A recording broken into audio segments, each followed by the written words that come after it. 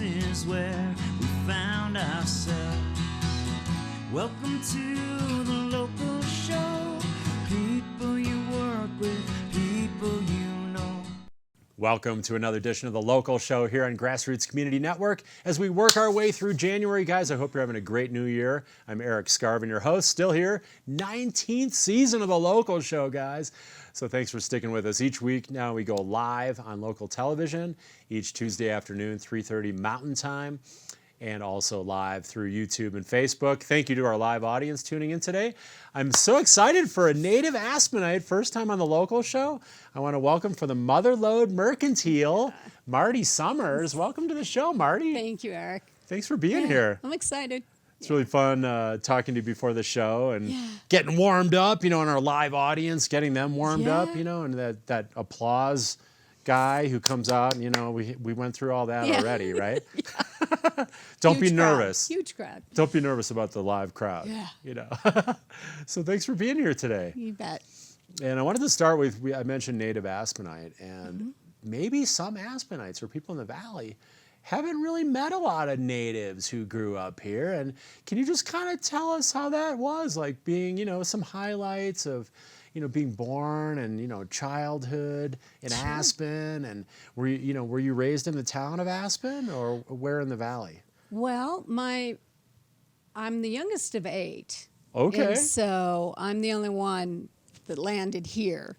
All right. And our first home was in a 2-bedroom trailer down in Aspen Village. Okay. And so that was a lot of cramming kids into, a place to live. No kidding. And we eventually ended up in a larger double wide at the very end of Aspen Village. So we, way up top, right against the irrigation ditch that runs around the property, and then up by the landfill. So that was like my playground when I was like 3-4 years old.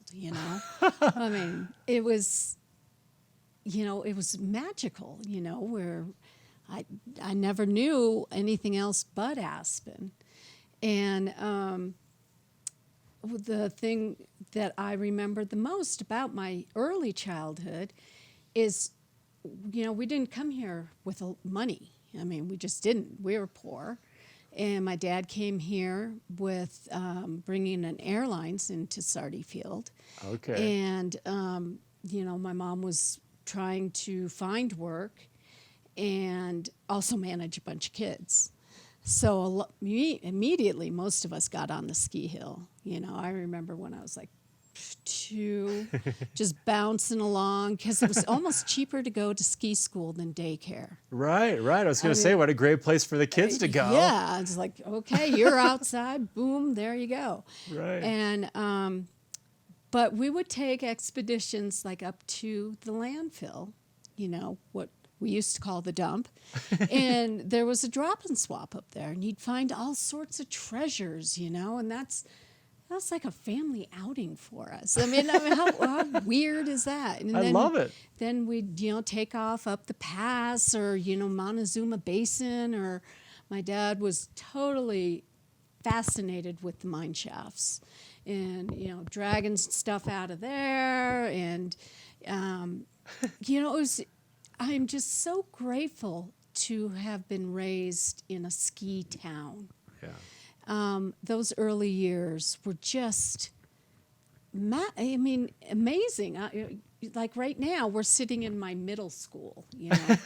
This was a red brick building, and it was a big deal. Right. And my elementary school was catty corner, and then up to the high school. Amazing. It's that was like scary going up to the high school, because away from town. The hospital was right up here on Lone Pine. Right. Next to Hunter Creek. Exactly, with that Hunter Longhouse next to that. Exactly. And we went from Aspen Village over to Silver King, which is now Hunter Creek condos. Okay.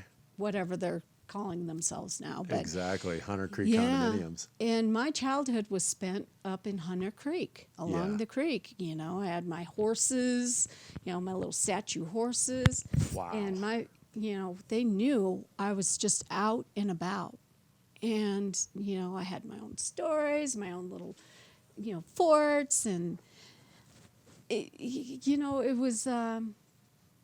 was just amazing. You could walk anywhere in this town and not have to be worried about being hit. Right. I mean, very safe. You could still, there were the 3 stoplights, and now there's a 4th, and da da da da. But it was, my whole family worked in either lodging, housekeeping. I mean, we've done it all. Restaurants. We've owned restaurants. In fact, my father, after the airlines, started up what was called Flapjacks. Okay. Which was in the basement of City Market. Oh my gosh. It was a long time Before ago. the steak pit, I think, Before was the down steak there. pit. So what year was that about? Oh, Flapjacks? boy, probably Is it 70s? 1969, Oh, 60s. 70. Wow. See, my Wow. sisters are older, and so they know a lot Okay. more. Okay. There's like 7 years difference between me and the other sibling. So, Wow. and then we owned a place called the Chicken Place, which was a franchise of Kentucky Fried Chicken, but of course we can't own franchises here in Aspen, so we called it the Chicken Place. That was in the Aspen Square building. Oh my right gosh. there on the corner. I mean, Wow. I've seen so many changes. Yeah, And no kidding. people, faces, attitudes, lifestyles. Everybody wants to be here or have a piece of Aspen or an experience of Aspen. Right. And I'm just, I'm still here. I'm down valley now, of course, but it'll always be home. And Right. everybody has a home that they're Right. proud of, Right. whether it's back east or from the west or whatnot. But Sounds pretty magical. Like, it sounds really adventurous within your own family. yeah. You got to explore all these kind of nooks and crannies like the Pass and Montezuma and Hunter Creek Valley Yeah, and and the horseback skiing. ride back in there. And, Yeah. and that is a magical childhood to grow up doing all that stuff and then develop that appreciation of the mountains and the love of the mountains, right? gosh. Let's just kind of wrap this up with what is this, maybe your couple favorite things that are still here that you still love about Aspen. We can talk about the changes. Yeah. Till the, to blue in our face. till the cows come home or whatever they say. It's going to continue to change. We still got our mountains, our ski mountains. Yeah. As long as we preserve the maroon bells. Yeah.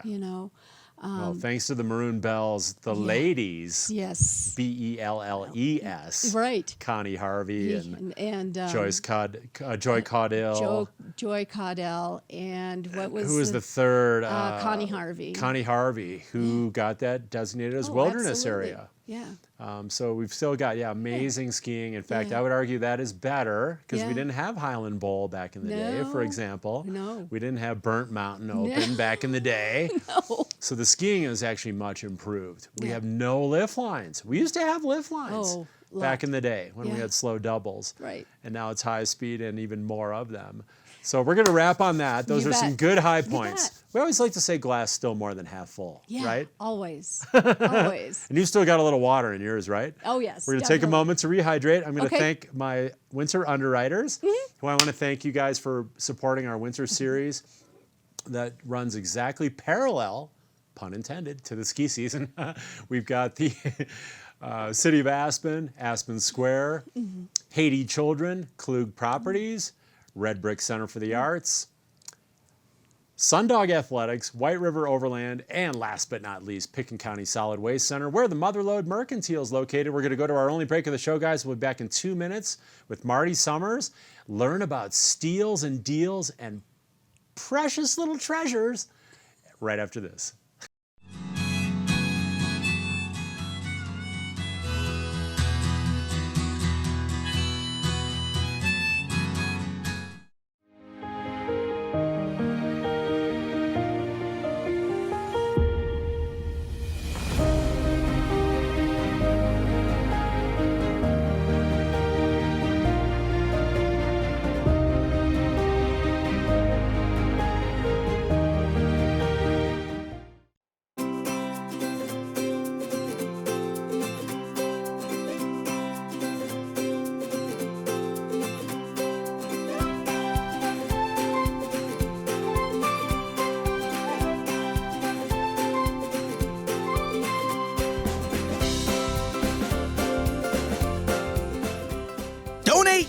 shop, and save. The Motherlode Mercantile, now open at the Pickens County Landfill. I'm so passionate about this community. I absolutely love living here and raising my family here. It gives me a lot of pride to share this with my friends and my clients and help them achieve their dreams of owning an Aspen snowmass and enjoying this incredible lifestyle. White River Overland in Aspen specializes in camper van upfitting, catering to mountain dwellers and outdoor enthusiasts. WRO's builds are purpose-driven to facilitate and enhance skiing, cycling, camping, climbing, and river adventures. More information at whiteriveroverland.com. Providing exceptional service for over 50 years, Aspen Square features studio and larger condominiums for nightly rental with an ideal downtown Aspen location. They offer fully equipped kitchens, wood-burning fireplaces, and private balconies with full hotel-style services and gracious hospitality. Aspen Square is proud to support the local show. The Red Brick Center for the Arts is Aspen's hub for creative activity, offering youth and adult art classes, community rooms for rent, artist studios, nonprofit offices, lectures, events, and rotating exhibitions with artwork for sale. Come by to connect and be inspired. Learn more at redbrickaspen.com. Sundog Athletics, Aspen's adventure sports school and snowshoeing specialist since 1996, is your opportunity to experience private, all-inclusive snowshoeing, cross-country skiing, and fat biking instructional adventures that will immediately improve your safety, performance, and enjoyment. Like Sundog Athletics on Facebook for fresh updates or explore sundogathletics.com. Support for the local show comes from the City of Aspen. The Castle Creek Bridge is nearing the end of its lifespan, and the city is proposing an entirely new bridge as a safe and resilient solution. You can learn more about the bridge construction, transportation options, and in-person and online public events at castlecreekbridge.com. Welcome to the local show. People you work with, people you know. We're back here on the local show, guys. Thank you for sticking with us here. We're joined by Marti Sommers. She is a native Aspenite, kind of like a unicorn standing under a rainbow. And it was really fun to talk about like old Aspen. I love those stories and just the incredible childhood you had growing up here. And now in recent years, last 3 years, you've worked up at the Pickens County Solid Waste Center and most recently at the new Motherlode Mercantile. Yes. And can you tell our viewers just a little overview of the opportunity that is the Mercantile? It's been such a delight and just overwhelmingly successful. And our director, Kathy Hall. has always had this vision of repurposing, reusing, and replacing things. And she finally got the board to go with her on it. And in June of this 2022, we opened prematurely. We didn't know what we were doing, kind of flying by the seat of our pants, had no idea if it was going to take off or not. And it's been amazing. And just took off like that. yeah. And it's working up at the scale house and seeing 350 trucks per day come across that scale on an average between April and December. Incredible. You see a lot of trash. And it was just eating me up. It was driving me crazy how much usable items were going into our landfill. I mean, it was just like, this is insane. And so we now have the ability with the folks still on at the scale that is at the window to kind of talk to the person, coming through. Do you have anything we can reuse? Posters, dishes, slightly used furniture, springtime, lawn furniture, lawn mowers, you name it. You're like skis. pickers, but the customer comes to you. Yeah. Have you seen the show American Pickers? Yeah. They have to go out and find the stuff. Nope. The stuff comes to you, and then you qualify it and kind of, instead of handing them a flyer, you just ask, do you guys have this stuff? That way you can filter out the treasures, right? Exactly. And keep our landfill running much longer. Exactly. Help them find things that aren't recyclable, maybe that need to go to scrap metal Okay. to be repurposed. Sure. Textiles, we still have that going on. Used books, always. So there's diversity there, and also helping the consumer, the customer, come in and navigate through the landfill, because we're not just a dump site. Right. We are Exactly. a huge operation, with our hazmat. There are so many things that are going on, even the mattresses being shipped out. And the Motherlode we're hoping to expand it into homeowner diversion construction. Okay. There's better wording for it. But right now, it has turned into just homeowner like items, dressers, nightstands, things like that. Okay. For Artwork. Art, oh yeah, and glassware. And we're really keeping it, number one, affordable. Because Yes. we're not competing with Restore Right. or any of the other consignment folks, that make a profit off of this. All we want to do is keep it out of our landfill. Right. So our prices get to stay cheap. Right. And That's a we're here huge benefit. we're here for the valley, not just people in Aspen, the lifties that come in, Sure. who may need a table or a chair to sit on to have dinner in front of a TV, or Right. a bed.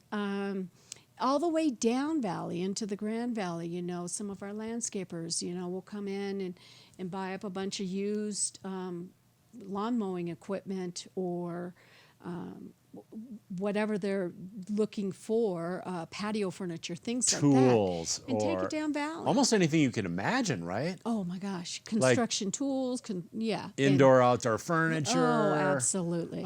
Indoor, like you said, decor items like yeah. artwork, plateware. Lighting. Yeah. I got some new frames, picture frames there this fall. Yeah. I got a beautiful piece of local art from one of our former guests, Yep.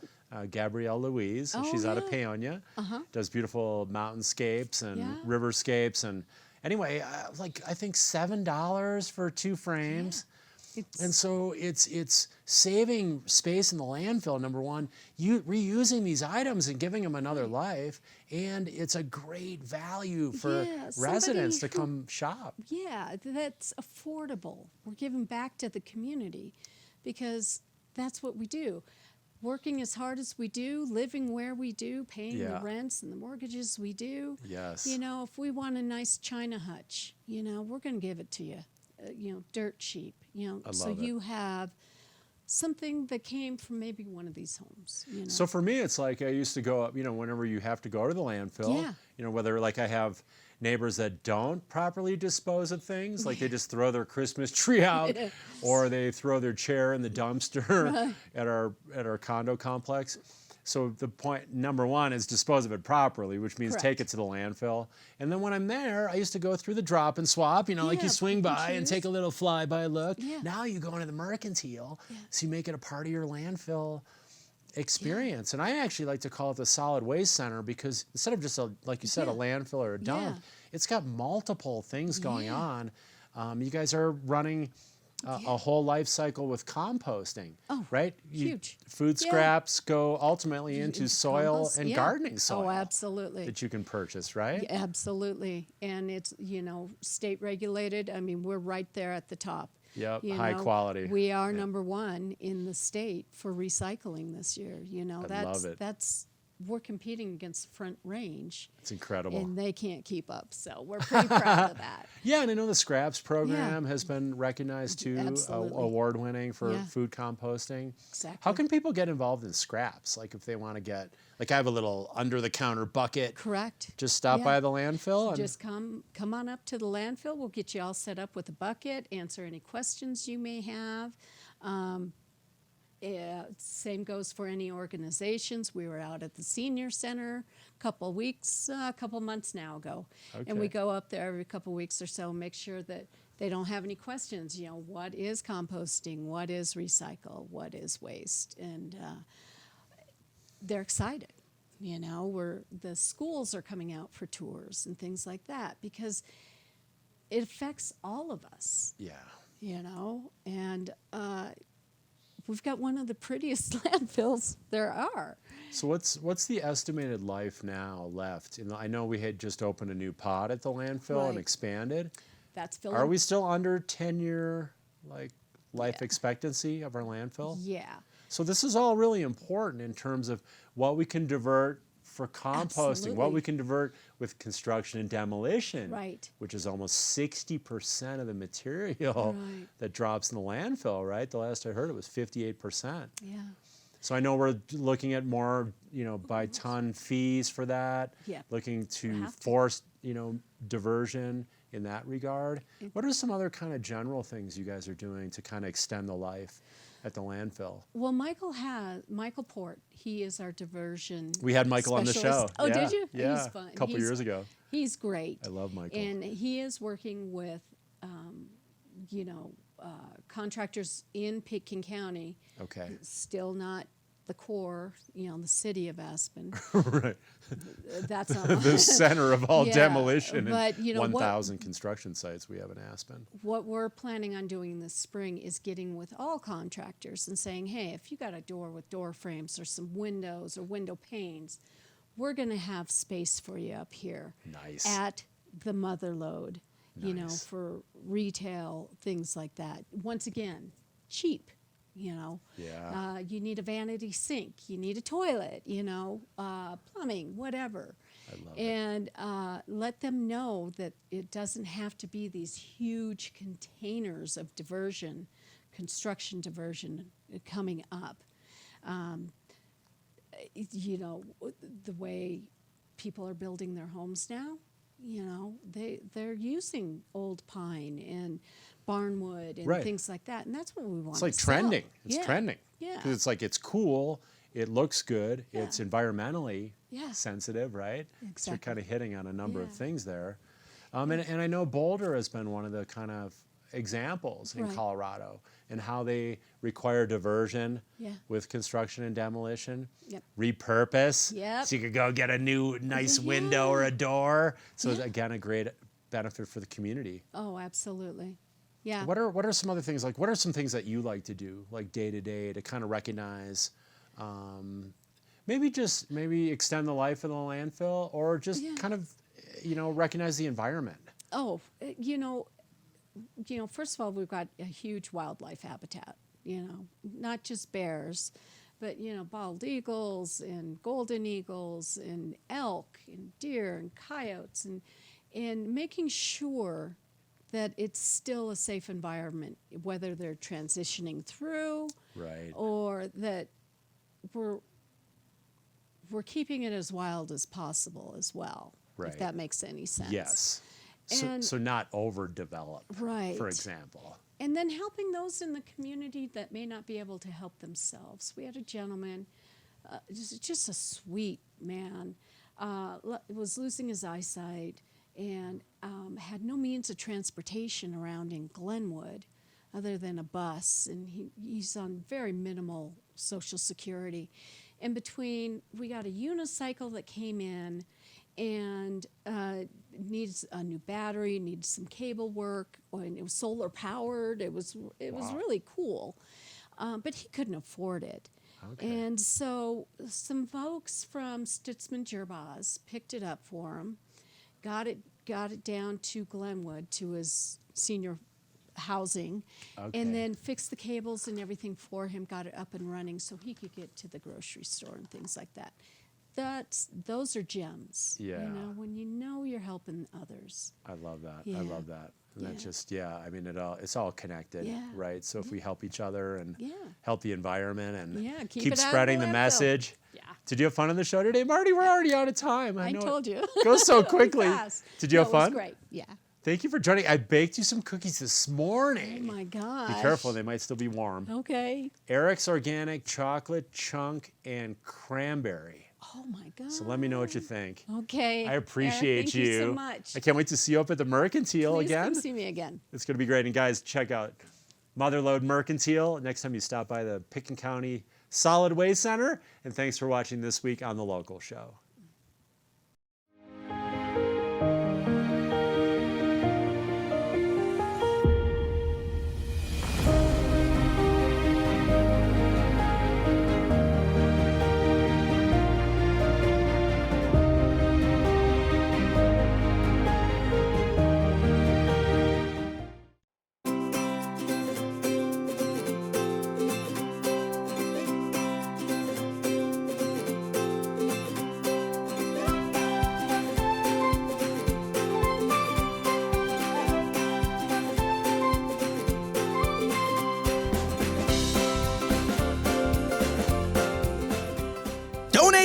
shop, and save. The Motherlode Mercantile, now open at the Pickens County Landfill. I'm so passionate about this community. I absolutely love living here and raising my family here. It gives me a lot of pride to share this with my friends and my clients and help them achieve their dreams of owning an Aspen snowmass and enjoying this incredible lifestyle. White River Overland in Aspen specializes in camper van upfitting, catering to mountain dwellers and outdoor enthusiasts. WRO's builds are purpose-driven to facilitate and enhance skiing, cycling, camping, climbing, and river adventures. More information at whiteriveroverland.com. Sundog Athletics, Aspen's adventure sports school and snowshoeing specialist since 1996, is your opportunity to experience private, all-inclusive snowshoeing, cross-country skiing, and fat biking instructional adventures that will immediately improve your safety, performance, and enjoyment. Like Sundog Athletics on Facebook for fresh updates or explore sundogathletics.com. Welcome to